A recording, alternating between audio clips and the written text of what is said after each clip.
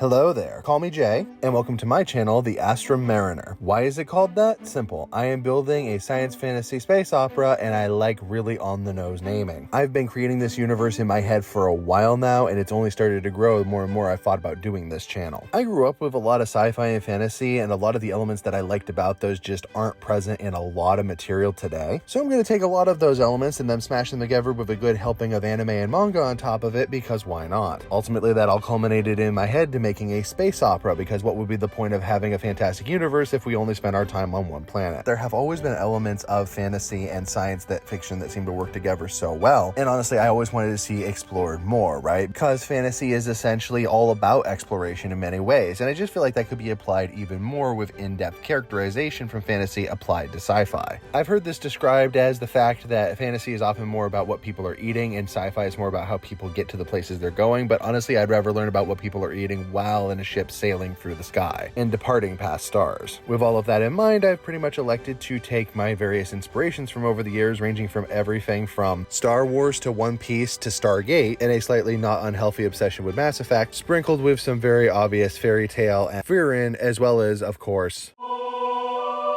But what does that mean that you can expect from this channel? Well, I am both a writer and an artist, so I've been cursed twice over. For you, that means we can look forward to character design videos, lore videos, anime power videos. I'm already working on one of those, so you might want to subscribe if that's something that always interests you. Tied off with plans about what I'm going to do in the future, possibly things like animatics, even though I think the timing on that might kill me, as well as the fact that this story might evolve into an actual written or drawn medium. I'm hoping for webcomic, but who knows? So if any part of what I've discussed sounds interesting to you, please go ahead and subscribe to the channel and leave this video a like so we can find more people.